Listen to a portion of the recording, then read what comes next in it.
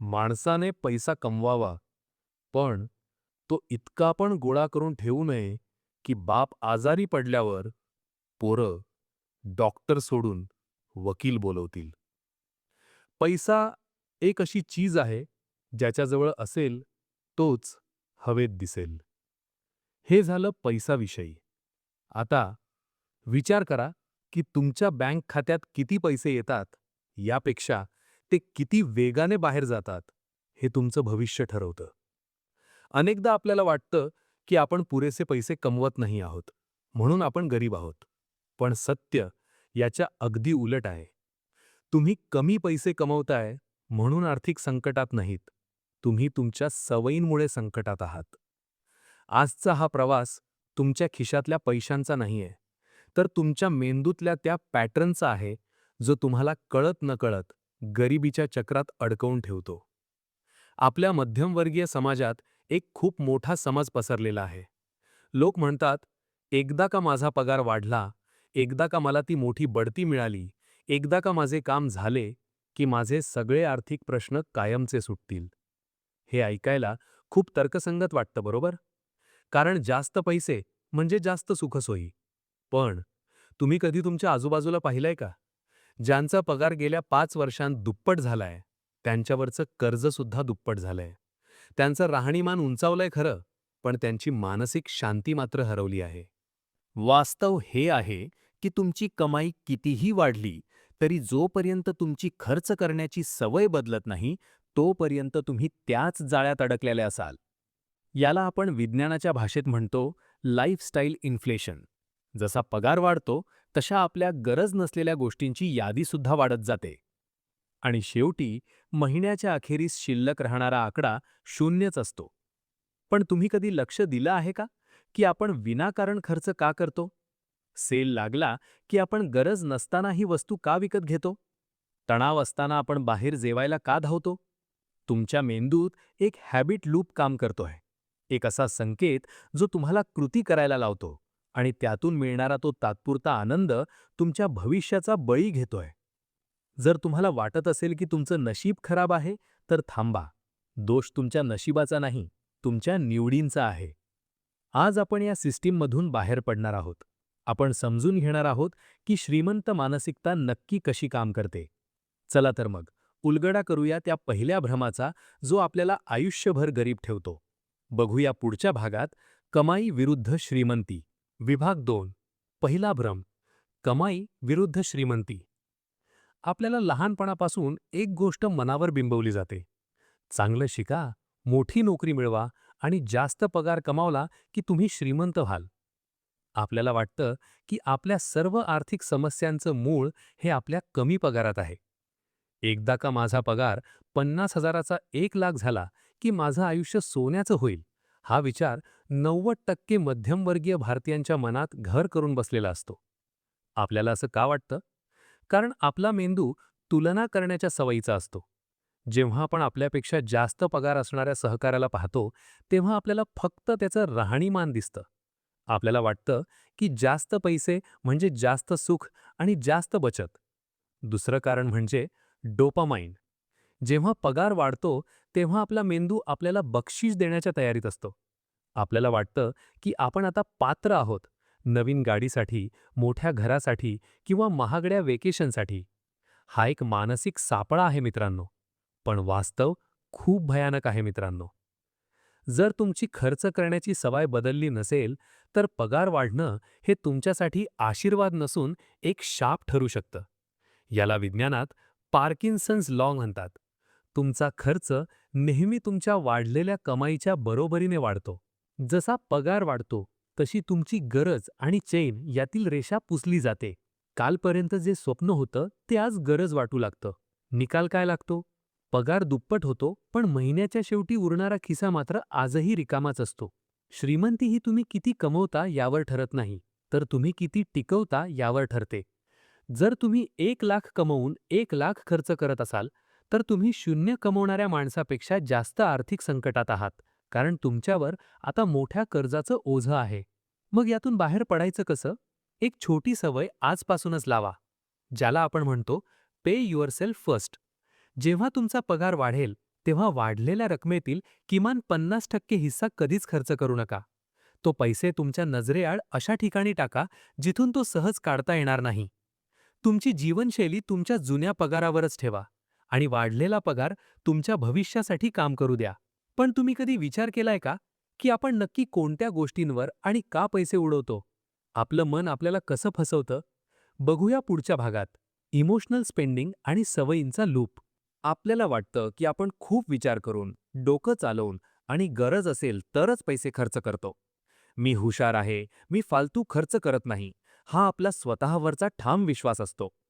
आपण प्रत्येक खरेदीचे समर्थन करण्यासाठी एखादं लॉजिकल कारण तयार ठेवतो. पण खरंच विचार करा, तुम्ही तो नवीन फोन घेतला कारण जुना खराब झाला होता की फक्त तुम्हाला तो हवा होता? आपला मेंदू पैशांकडे आकड्यांच्या भाषेत नाही, तर भावनांच्या भाषेत पाहतो. जेव्हा आपल्याला ऑफिसमध्ये बॉस ओरडतो किंवा घरात वाद होतात, तेव्हा आपल्या मनात एक रिकामेपणा तयार होतो. याला आपण म्हणतो रिटेल थेरपी. जेव्हा आपण काहीतरी नवीन विकत घेतो, तेव्हा मेंदूत डोपामाइनचा मोठा स्फोट होतो. तो क्षणिक आनंद आपल्याला आपल्या दुःखाचा विसर पाडायला मदत करतो.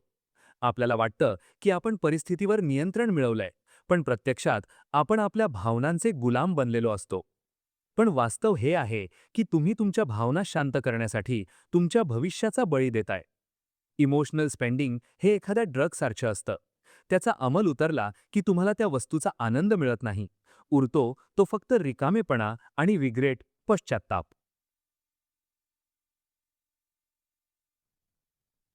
तुम्ही कधी नोटीस केलंय का? जाहिराती तुम्हाला कधीच वस्तूचे फायदे सांगत नाहीत. त्या तुम्हाला एक भावना विकतात. ही गाडी घेतली की तुम्ही यशस्वी दिसाल. हा फोन घेतला की तुम्ही कूल वाटाल. आपण वस्तू विकत घेत नाही, आपण ती भावना विकत घेण्याचा प्रयत्न करतो. पण दुर्दैवाने लोखंडाच्या आणि प्लास्टिकच्या वस्तू तुमच्या मनाची भूक कधीच भागवू शकत नाहीत. खर्च करून मिळणारा आनंद 5 मिनिटांचा असतो, पण त्याचे हप्ते 5 वर्षांचे असतात. पण या सवयीला तोडण्यासाठी एक सोपा पण शक्तिशाली नियम पाळा. 72 तासांचा नियम. जेव्हा तुम्हाला एखादी गोष्ट इमर्जन्सी नसतानाही विकत घ्यावीशी वाटेल, तेव्हा ती फक्त कार्टमध्ये टाकून ठेवा. 72 तास म्हणजे 3 दिवस वाट पहा. जर 3 दिवसांनंतरही तुम्हाला ती तितकीच महत्त्वाची वाटली, तरच ती घ्या. तुम्हाला आश्चर्य वाटेल. 90% वेळा तुमची ती विकत घेण्याची तीव्र इच्छा मेलेली असेल. तुम्ही तुमच्या भावनांना लॉजिकने हरवलेलं असेल. पण तुम्ही कधी लक्ष दिलं आहे का, की आपण फक्त स्वतःच्या सुखासाठी खर्च करत नाही, तर आपण इतरांना दाखवण्यासाठी सुद्धा खर्च करतो. समाजाचा हा दबाव आपल्या खिशाला कशी कात्री लावतो? बघूया पुढच्या भागात. सोशल इन्फ्लुएन्स आणि दिखाव्याचा खर्च. आपल्याला वाटतं की आपण जे कपडे घालतो, जी गाडी घेतो किंवा ज्या हॉटेलमध्ये जेवायला जातो, तो आपला वैयक्तिक निर्णय आहे. मला हे आवडतं म्हणून मी हे घेतलंय, असं आपण स्वतःला ठामपणे सांगतो. आपल्याला वाटतं की आपण कोणाचीही कॉपी करत नाही आहोत. पण खरंच विचार करा, तुम्ही तो महागडा फोन स्वतःच्या कामासाठी घेतलाय की तो टेबलवर ठेवल्यावर लोकांवर पडणाऱ्या प्रभावासाठी? मानव हा एक सामाजिक प्राणी आहे. आपल्या मेंदूत एक जुनी भीती असते, समूहातून बाहेर पडण्याची भीती. जेव्हा आपला मित्र नवीन गाडी घेतो किंवा शेजारी घर नूतनीकरण करतो, तेव्हा आपल्या मेंदूला एक संकेत मिळतो की आपण मागे पडलो आहोत. याला आपण म्हणतो सोशल प्रूफ. आपल्याला वाटतं की जर आपण त्यांच्यासारखं राहिलो नाही, तर आपला मान कमी होईल. आपण यशस्वी आहोत हे सिद्ध करण्यासाठी आपल्याला वस्तू दाखवाव्या लागतात. अजब आहे की नाही? पण वास्तव हे आहे की तुम्ही अशा लोकांसाठी पैसे खर्च करताय, ज्यांना तुमची काहीच पडलेली नाही. आपण अशा वस्तूंवर पैसे उडवतो ज्या आपल्याला आवडत नाहीत, फक्त अशा लोकांना दाखवण्यासाठी ज्यांना आपण आवडत नाही. ही एक कधीच न संपणारी शर्यत आहे. तुम्ही कधी विचार केलाय का? तुमच्या मित्राच्या नवीन गाडीचे हप्ते तो भरतोय की तुम्ही? नक्कीच तो भरतोय. मग तुम्ही स्वतःला कर्जबाजारी करून त्याच्याशी स्पर्धा का करताय? दिखाव्याची श्रीमंती ही खऱ्या गरिबीची पहिली पायरी असते. तुम्ही लोकांच्या नजरेत श्रीमंत दिसण्यासाठी तुमच्या तिजोरीला स्वतःच आग लावत आहात. वास्तव हे आहे की ज्यांना तुम्ही प्रभावित करण्याचा प्रयत्न करताय, ते स्वतः दुसऱ्या कोणाला तरी प्रभावित करण्याच्या चिंतेत आहेत. या सामाजिक दबावातून मुक्त होण्यासाठी एक छोटा प्रयोग करा. Unfollow and unsubscribe. तुमच्या सोशल मीडियावरून अशा सर्व अकाउंट्सना अनफॉलो करा, जे पाहून तुम्हाला स्वतःबद्दल कमी वाटतं किंवा तुम्हाला खर्च करण्याची इच्छा होते. दुसरं म्हणजे एखाद्या मोठ्या खरेदीपूर्वी स्वतःला विचारा, जर मी ही वस्तू कोणालाच दाखवू शकलो नाही, तर मी ती तरीही विकत घेईन का? जर उत्तर नाही असेल, तर तुमचे कष्टाचे पैसे वाचवा. पण तुम्ही कधी लक्ष दिलंय का, की आपण फक्त पैसे खर्चच करत नाही, तर आपण बचती करण्यात सुद्धा एक मोठी चूक करतो.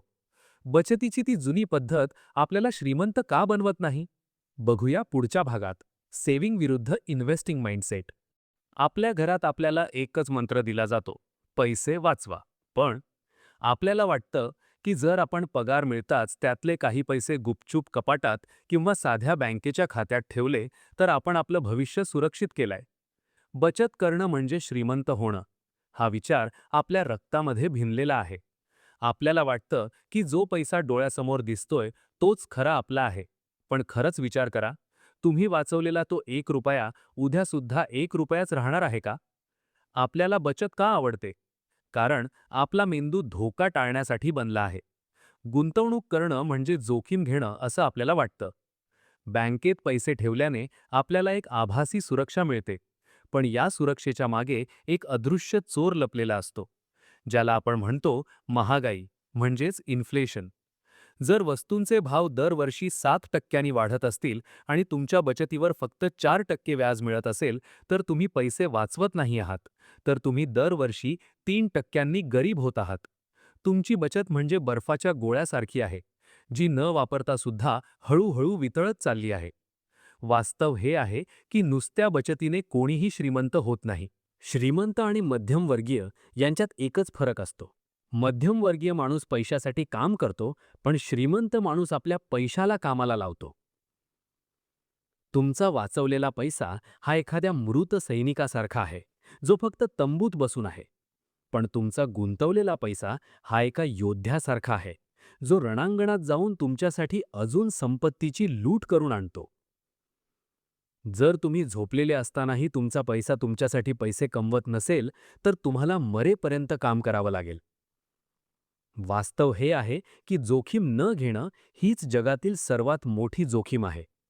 तुम्ही आज सुरक्षित राहण्यासाठी जे पैसे साठवताय, ते उद्या तुमच्या गरजा भागवण्यासाठी सुद्धा पुरेसे नसतील. लक्षात ठेवा. मग आज पहिली पायरी काय असावी? ऑटोमेटेड इन्व्हेस्टिंगची सवय लावा. तुमचा पैसा तुमच्या हातात येण्यापूर्वीच तो गुंतवणुकीच्या मार्गावर वळवला गेला पाहिजे. जर तुम्ही पैसे उरण्याची वाट पाहत असाल, तर कधीच काही उरणार नाही. आजच एक छोटी एस-आय-पी किंवा गुंतवणुकीचा कोणताही मार्ग सुरू करा.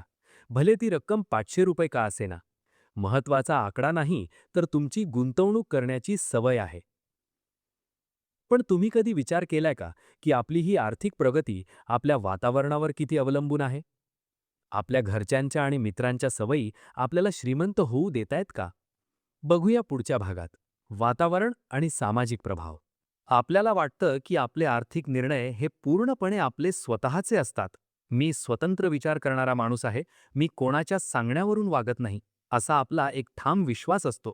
आपल्याला वाटतं की आपण कुठे पैसे गुंतवतो किंवा कुठे खर्च करतो, यावर इतरांचा काहीच संबंध नाही. पण खरंच विचार करा, तुमच्या मित्राने जेव्हा नवीन फ्लॅट घेतला, तेव्हा तुमच्या मनात घर बदलण्याचा विचार आला नव्हता का?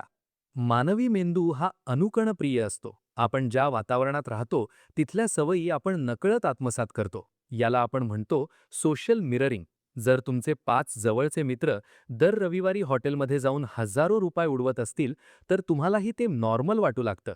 आपल्याला समूहाचा भाग राहायचं असतं, म्हणून आपण त्यांच्या आर्थिक सवयी स्वीकारतो. आपण त्यांच्यासारखं वागलो नाही, तर आपल्याला वेगळं पाडलं जाण्याची भीती वाटते. वास्तव हे आहे की तुम्ही ज्या 5 लोकांशी सर्वात जास्त वेळ घालवता, त्यांची सरासरी म्हणजे तुमची आर्थिक स्थिती असते. बघा, जर तुमचे मित्र फक्त ई-एम-आय आणि वीकेंड प्लॅन्सबद्दल बोलत असतील, तर तुम्ही कधीच आर्थिक स्वातंत्र्य मिळवू शकणार नाही. कारण तुमचं वातावरण तुम्हाला सतत मध्यमवर्गीय चौकटीत खेचत असतं. श्रीमंत लोक आपल्या नेटवर्कवर काम करतात, कारण त्यांना माहिती आहे की वातावरण हे सवयींपेक्षा जास्त ताकदवान असतं. जर तुम्ही चुकीच्या लोकांच्या संगतीत असाल, तर तुमची कितीही इच्छा असली तरी तुम्ही तुमची बचत वाढवू शकणार नाही. वास्तव हे आहे की तुमची प्रगती ही तुमच्या कौशल्यापेक्षा तुमच्या सभोवतालच्या लोकांच्या मानसिकतेवर जास्त अवलंबून असते. तुम्ही वाघांच्या कळपात राहिलात तर शिकार करायला शिकाल, आणि जर मेंढ्यांच्या कळपात राहिलात तर फक्त चरत राहाल. या वातावरणातून बाहेर पडण्यासाठी एक कठोर पण गरजेचं पाऊल उचला. Social circle audit. तुमच्या आयुष्यातील 5 महत्त्वाच्या लोकांची यादी करा. बघा त्यांच्या आर्थिक सवयी काय आहेत. जर ते तुम्हाला बचतीऐवजी खर्चासाठी प्रेरित करत असतील, तर त्यांच्याशी घालवणारा वेळ कमी करा.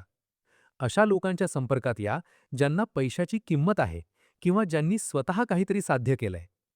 पण तुम्ही कधी विचार केलाय का, की आपल्या सर्व सवयींच्या पलीकडे एक सत्य आहे ज्याला आपण टाळण्याचा प्रयत्न करतो? आपल्या आयुष्याचा रिमोट नक्की कोणाच्या हातात आहे? बघूया पुढच्या भागात. शिस्त विरुद्ध प्रेरणा. आपल्याला वाटतं की श्रीमंत होण्यासाठी किंवा आर्थिक शिस्त लावण्यासाठी खूप मोठ्या प्रेरणेची गरज असते. आज मी तो व्हिडिओ पाहिला, आता मी उद्यापासून एकही रुपया फालतू खर्च करणार नाही. आजपासून मी करोडपती होण्याच्या मार्गावर आहे. असे विचार आपल्या मनात येतात आणि आपल्याला खूप छान वाटतं. आपल्याला वाटतं की जोपर्यंत आपल्याला आतल्या उबळी येत नाहीत, तोपर्यंत आपण काहीच करू शकत नाही. पण खरंच विचार करा, ती प्रेरणा किती काळ टिकते? प्रेरणा ही एखाद्या सुगंधी फवाऱ्यासारखी असते. ती मारली की सुरुवातीला खूप छान वाटतं, पण थोड्या वेळाने तिचा वास उडून जातो. आपला मेंदू इमोशनल हायवर चालतो. जेव्हा आपण एखादं यश पाहतो, तेव्हा आपल्या मेंदूत रसायनांचा स्फोट होतो आणि आपल्याला वाटतं की आपण जग जिंकू. पण जसं वास्तव समोर येतं, तसं हे रसायन ओसरतं आणि आपण पुन्हा आपल्या जुन्या सवयींकडे वळतो.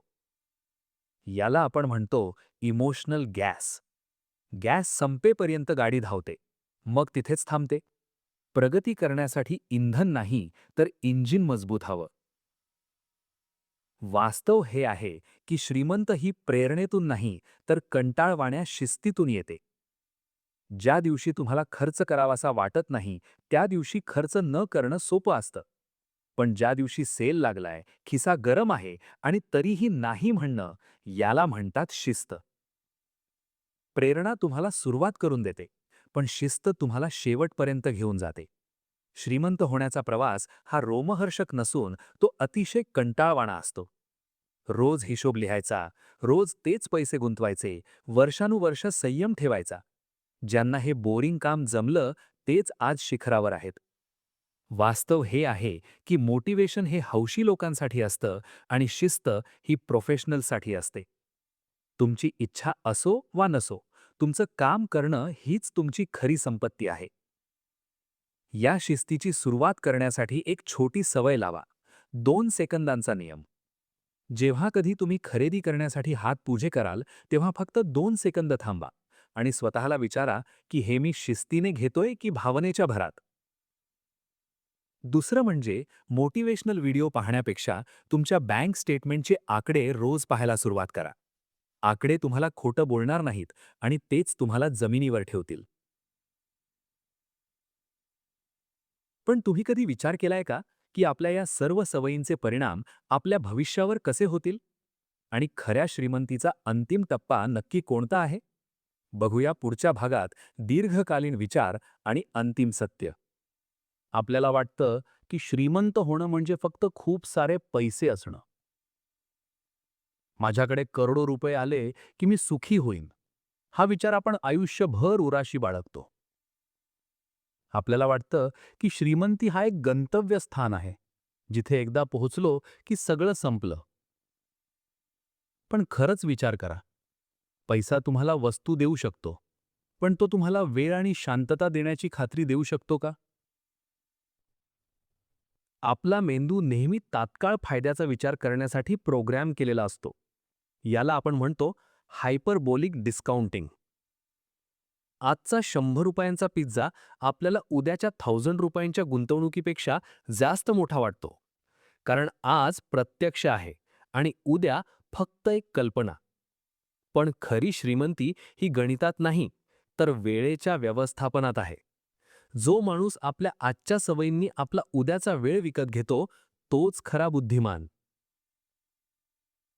वास्तव हे आहे की तुम्ही तुमचे पैसे कमवत नाही आहात.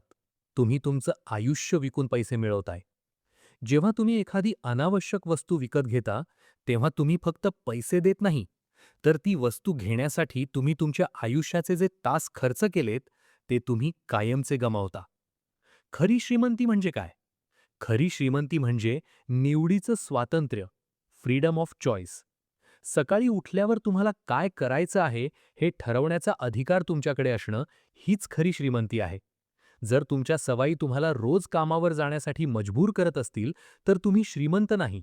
तुम्ही फक्त एक महागडे गुलाम आहात. वास्तव हे आहे की तुमच्या सवयी तुमच्या भविष्यातील तुमच्या रूपाला घडवत आहेत.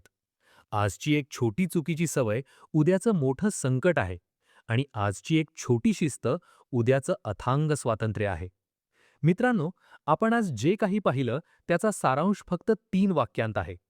पहिली गोष्ट, तुमची कमाई तुम्हाला श्रीमंत बनवत नाही, तुमच्या सवयी बनवतात. दुसरी गोष्ट, श्रीमंती ही वस्तूंच्या संग्रहात नाही, तर वेळेच्या स्वातंत्र्यात आहे. आणि तिसरी गोष्ट, बदल हा एका दिवसात होत नाही, पण त्याची सुरुवात एका क्षणात होऊ शकते. आज हा व्हिडिओ संपल्यावर मोबाईल बाजूला ठेवा आणि शांतपणे स्वतःला विचारा की माझी कोणती एक सवय मला माझ्या स्वातंत्र्यापासून दूर नेतीये? उत्तर मिळालं की आजच त्या सवयीला तोडण्याचं पहिलं पाऊल उचला. आयुष्य खूप लहान आहे मित्रांनो. सवयींच्या साखळदंडात अडकून ते वाया घालवू नका. जर तुम्हाला हा प्रवास मनाला स्पर्श करून गेला असेल तर आपल्या या चॅनलला सबस्क्राईब करा, जेणेकरून आपण मिळून अशाच अनेक सवयी बदलू शकू. हा व्हिडिओ तुमच्या त्या मित्राला शेअर करा जो आजही उंदरांच्या शर्यतीत धावतोय. लक्षात ठेवा, तुम्ही पैसे कमावण्यासाठी जन्माला आलेला नाही आहात. तुम्ही जगण्यासाठी जन्माला आला आहात. भेटूया पुढच्या व्हिडिओमध्ये एका नवीन सत्यासह. तोपर्यंत विचार करा आणि सवयी बदला.